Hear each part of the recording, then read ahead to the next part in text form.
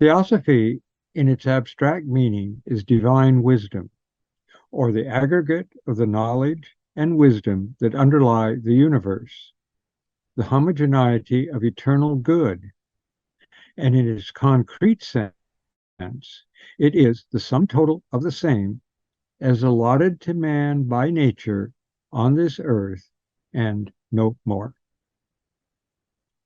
This concise statement of what Theosophy is hints at the language of divine thought and those limitations set for us at this point in human evolution.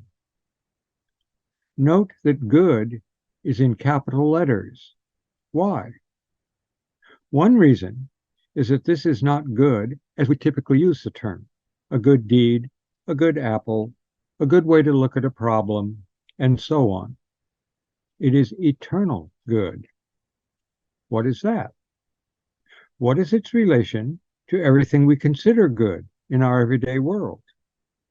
Whatever it is beyond time and condition, place and situation, for it is eternal, the source of all the reflected goods of Maya, our world as we ordinarily experience it.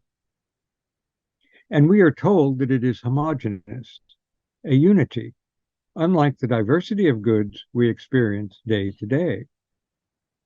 Further, we are told that divine wisdom is all the knowledge and wisdom behind the universe, and this is the eternal good.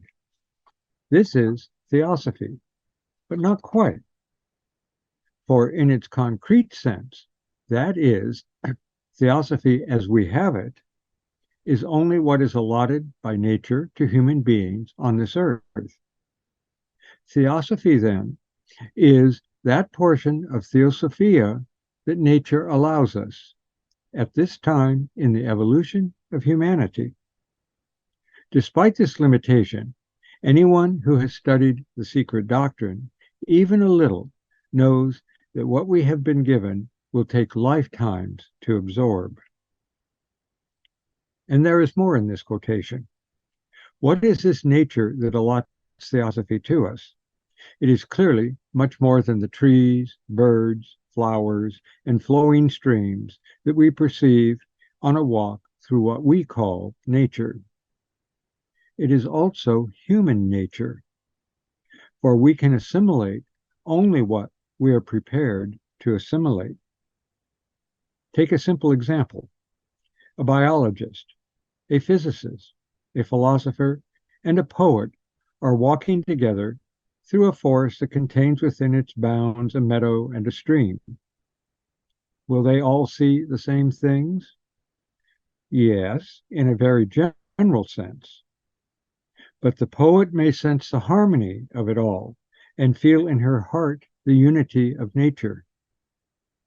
The biologist may marvel at the diversity of living forms and sense their interconnectedness.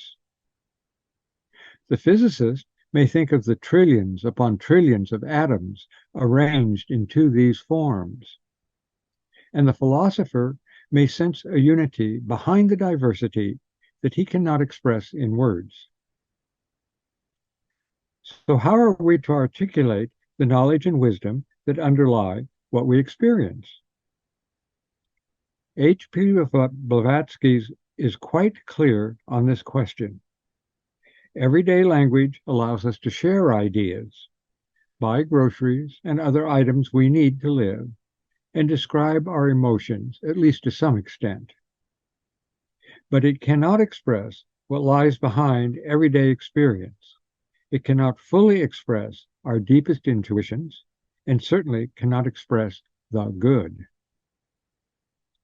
And when HPB tries to explain abstractions, noumenal matters only accessible to the refined spiritual states of consciousness, she complains on various occasions about the limits of the English language, and by implication, European languages in general. Sanskrit is much better at such expressions, largely because its speakers and readers were interested in the nature of consciousness long before the West took up the subject. Philosophers such as the Neoplatonists and especially Iamblichus, were aware of levels of consciousness. But that awareness was not pursued in any significant way until the philosopher and psychologist William James examined them late in the 19th century. Yet early in the 20th century, such interest was narrowed into a rather limited range of psychology. Thanks largely to HPB and those who have studied her writings, the turn of our millennium has seen renewed philosophical and psychological interest in consciousness. If language as ordinarily conceived cannot easily discuss matters that transcend the ordinary experiences of most human beings, how can those matters be explained? HPB clearly states that the hidden history of the world is recorded in symbols and glyphs. Universal symbolism, our concern at this conference, is the language that can express at every level relative truths that approach the ultimate good, though one has to learn how to grasp and understand them. So what are symbols? And what are universal symbols? A quick survey of the secret doctrine alone shows that HPB uses the word symbol, symbolism, and symbolic over 1,000 times in just those 2 volumes. Clearly, the subject is of fundamental importance in Theosophy as she presented it. Although we use words casually and mix them up, we can distinguish between labels, signs, and symbols. A label merely identifies something. Seeing the word pepper on a glass jar tells us that it contains pepper. Signs often do that, but equally often they give direction or indicate an action to be taken. So the red traffic light or the red octagon with stop written on it tells us to stop our automobile at this point. Symbols are more than either signs or labels. What is a symbol for one person, however, may be nothing more than a label for another. Take, for example, the little cross that some Christians wear on a chain around their necks. For an individual who has studied the cross as explained in the 2nd volume of the Secret Doctrine, it is not just a symbol of Christianity, but much more. For another person, it is a sign that identifies the wearer as a Christian, thereby suggesting ways of talking with the person, though one does not know what being a Christian actually means for the bearer of this sign. Or, to one not really interested in the individual with the cross, it may just be a label identifying the wearer as Christian rather than, say, Jewish or atheist. Symbols have been said by various writers to participate in what they symbolize. William Quan Judge suggests what this participation means when he said, "A symbol, to be properly so called, must be contained in the idea or ideas which it is intended to represent." This does not mean that the symbol has to be the whole of what is symbolized, but it must be part of it in some way. He adds, to be a just and correct symbol, it should be such that the moment it is seen by one versed in symbolism, its meaning and application becomes easily apparent. Yet, in the Secret Doctrine, we see many pages devoted to the explanation of various symbols, often as they manifest in various traditions. So how do they become easily apparent to one versed in symbolism? There are at least 2 reasons for this view of symbols. First, most human beings recognize that mastering a specialized subject, for example, quantum physics, advanced mathematics, or cellular biology, requires undertaking some years of rigorous study and discipline, and involving learning many things. But curiously,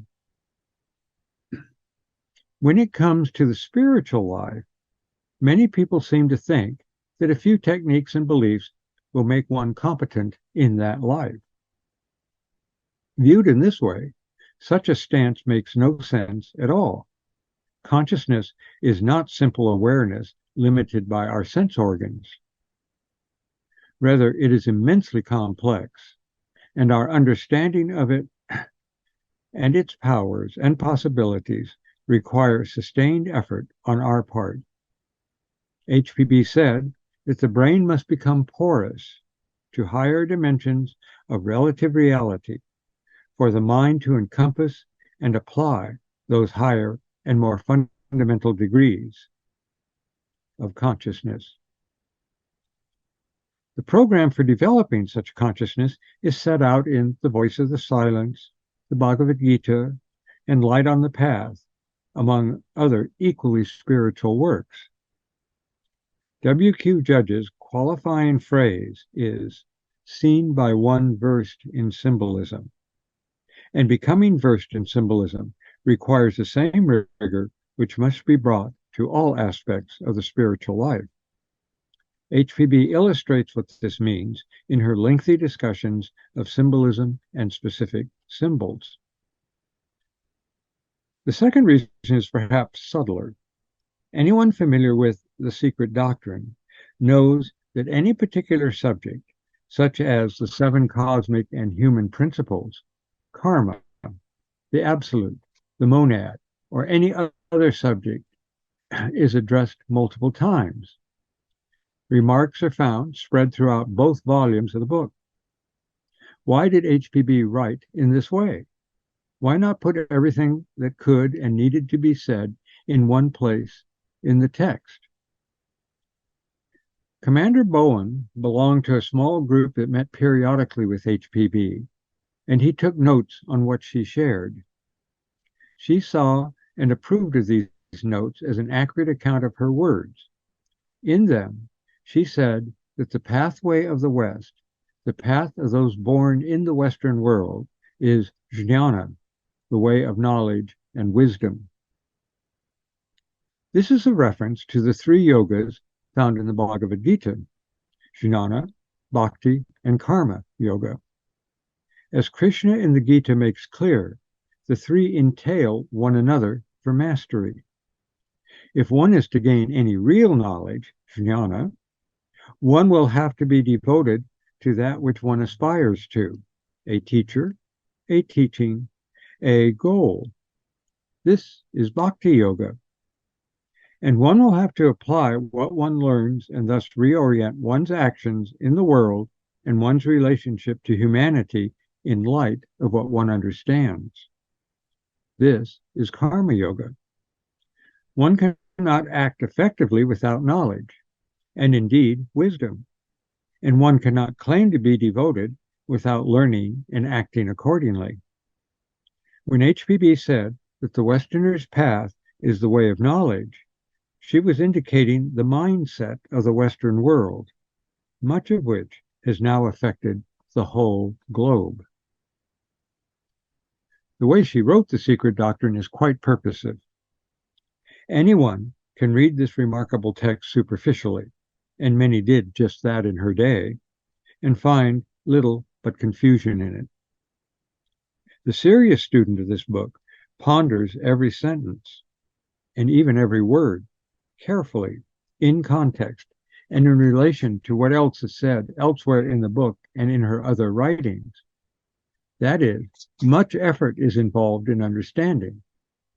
This is what makes the brain porous to more profound levels of consciousness, levels increasingly closer to what one is, in fact, as a human being.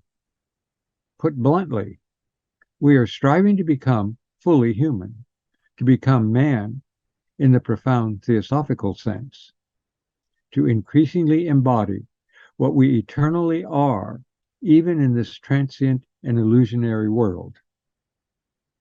In studying the secret doctrine and other theosophical materials, we are engaged in opening consciousness to ever richer and fuller realization of all existence and that which is beyond, moving from relative truths to ever less relative truths in a pilgrimage that embodies the evolutionary process of humanity through rounds and races.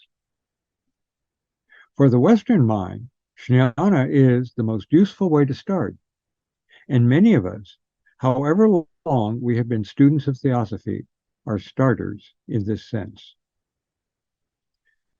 Now, what has all this to do with symbols? We may think of the secret doctrine as a presentation of cosmology and human evolution, and it certainly is that. We can also understand the secret doctrine as training materials for the mind, not just the rational discursive thinking process, but manas, the mind that is reflected in those processes, and the higher mind that can be awakened through the yogas just discussed. It is not a manual in the sense of a step-by-step explanation of how to put something together, because what it contains will be understood at different levels by different individuals, and so each person will use what he or she can. With repeated study, one's understanding will deepen as one's consciousness becomes increasingly flexible. Universal symbols, those discussed by HPB throughout the secret doctrine, are central to that training.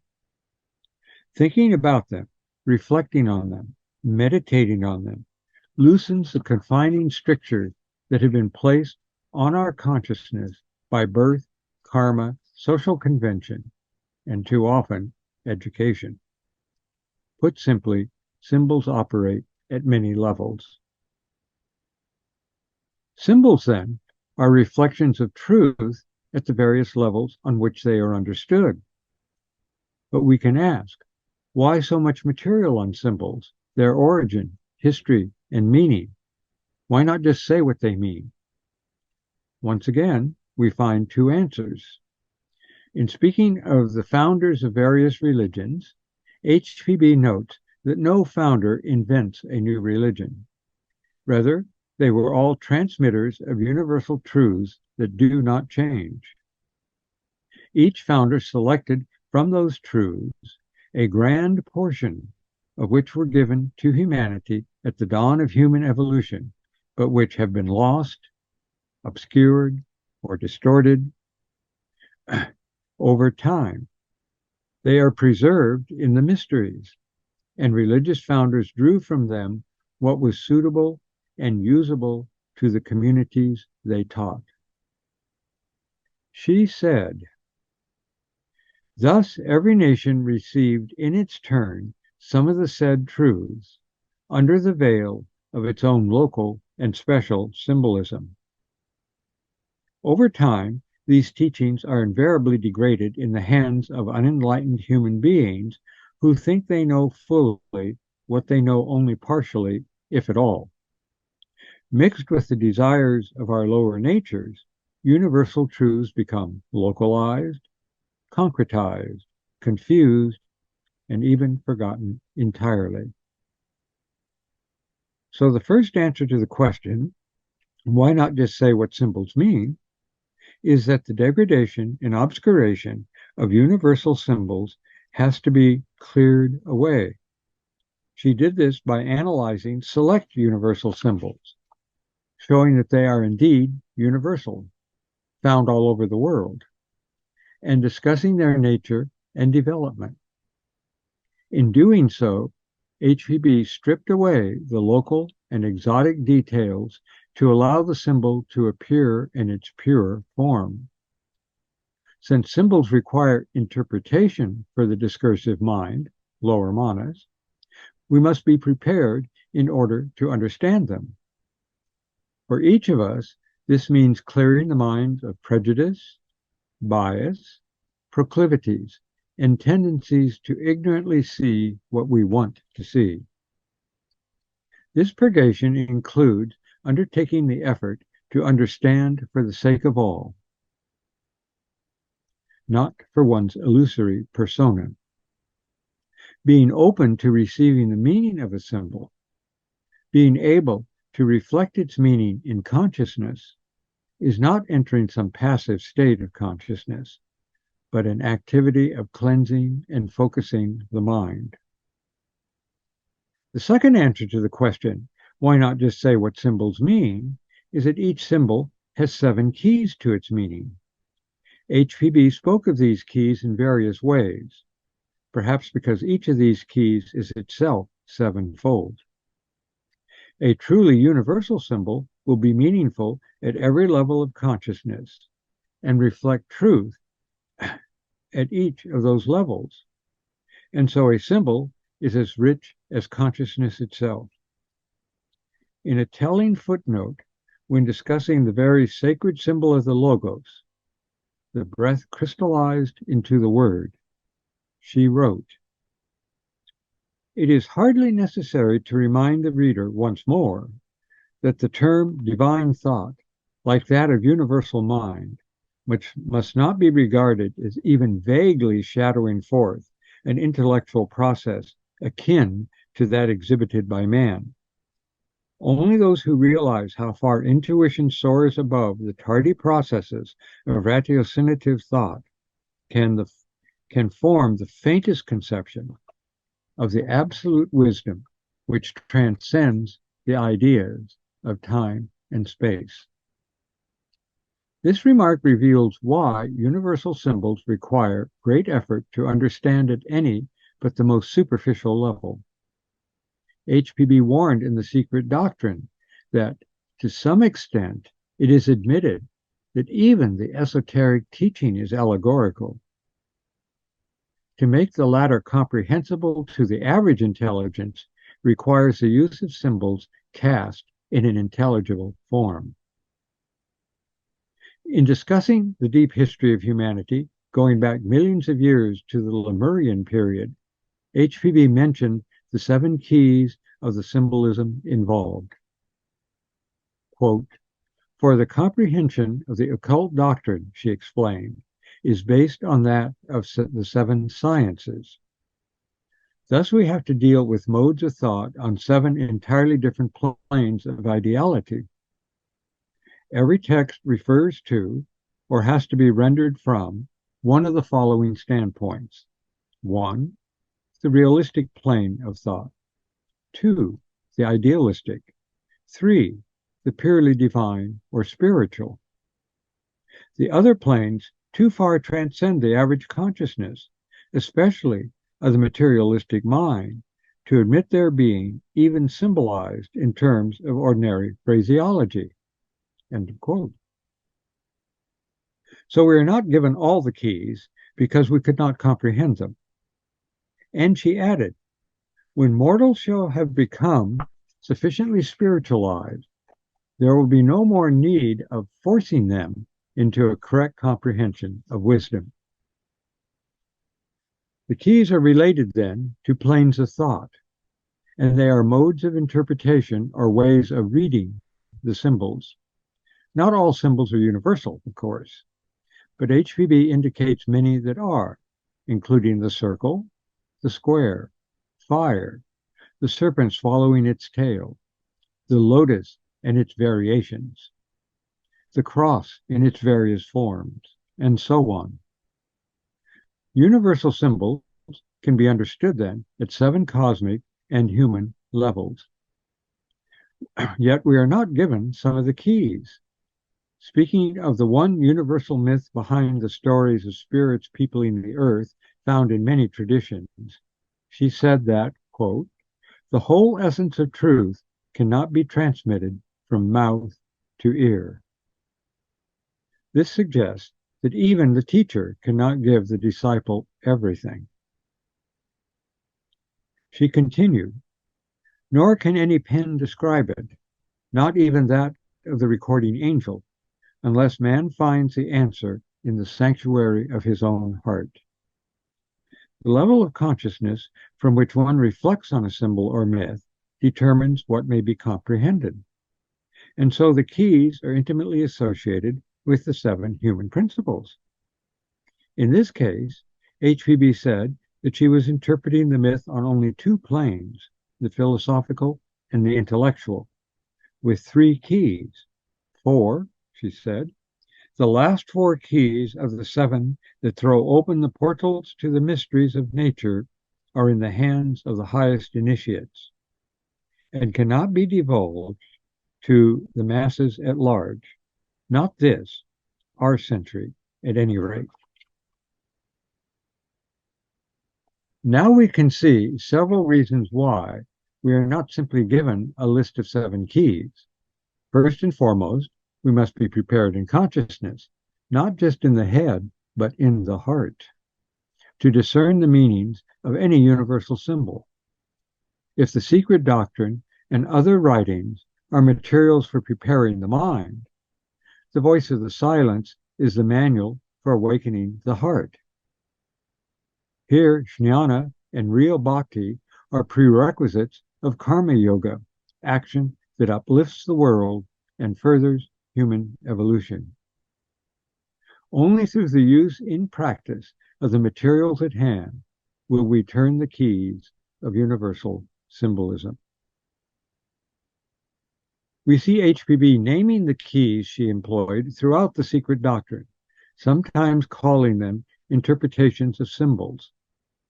A quick survey shows at least 24 named keys. There are likely others that this student has missed. There are many more than 7. Are some of these terms synonyms? Are some just keys in a less exalted sense of the word? Or, given the association of keys with the cosmic and human principles, both of which are each 7-fold, connected to the 49 fires spoken of in Volume 2, are we sometimes given a key and sometimes a sub-key? Once again, we see that context is important in understanding what is being said. HPB also told us something else. Fohat is the key in occultism, which opens and unriddles the multiform symbols and respective allegories in the so-called mythology of every nation. And near the end of all that she said about symbols in her 2 volumes in the Secret Doctrine, she wrote, "The few instances and examples brought forward reveal only one small portion of the methods used to read the symbolical ideographs and numerals of antiquity, the system being of an extreme and complex difficulty. Very few, even among the initiates, could master all the 7 keys." All this can seem to be overwhelming, but we are often reminded to recognize and acknowledge our limitations, but not to dwell on them. Rather, we are advised to look forward, appreciating our possibilities and self-devised promise. Paradoxically, this looking forward is also looking far, far back into what we originally are and what we were given. We are invited to start where we are. Symbols invite penetration into their enigmatic nature, which is suffused with what they point to. They point to the knowledge once given very early humanity, knowledge that we have all had and still have, no matter how obscured it has become through our many incarnations. Meditating and reflection on them awaken what we know in our highest natures, bringing the eternal wisdom evermore into our incarnated consciousness. HPB indicated that the secret doctrine, what was offered to humanity just a few years ago, is only the tip of the iceberg, visible to us, but only suggesting the vast depths of Theosofia that enlightened beings plumb. Our conference will explore symbols and their golden invitation to deepen our understanding and raise our consciousness to ever higher levels of understanding. Over the next days, we will taste, each in our own way, something of the language of divine thought. First, we will explore universal symbols and what constitutes such a symbol. Then we will take man, the thinking being, as a symbol of nature, intelligent everywhere, but thinking in the human being. And then we will consider symbols as the preservation of divine thought, ever holding the truths of Theosofia for those who seek to recover it in consciousness. And this is the topmost tip of the iceberg. And yet, it is where the sunlight of the spiritual sun shines most luminously for us. Together, our conversation and exploration will reflect the brotherhood and sisterhood taught by Theosophy. If we hold this spirit in our hearts and we work together, we will uplift ourselves and thereby assist humanity and indeed all nature. May we make good use of this privileged time together. Let us close with this highly relevant quotation from HPB. Meditation, abstinence in all, the observation of moral duties, gentle thoughts, good deeds, and kind words, as goodwill to all and entire oblivion of self, are the most efficacious means of obtaining knowledge and preparing for the reception of higher wisdom. So may we be guided. Thank you.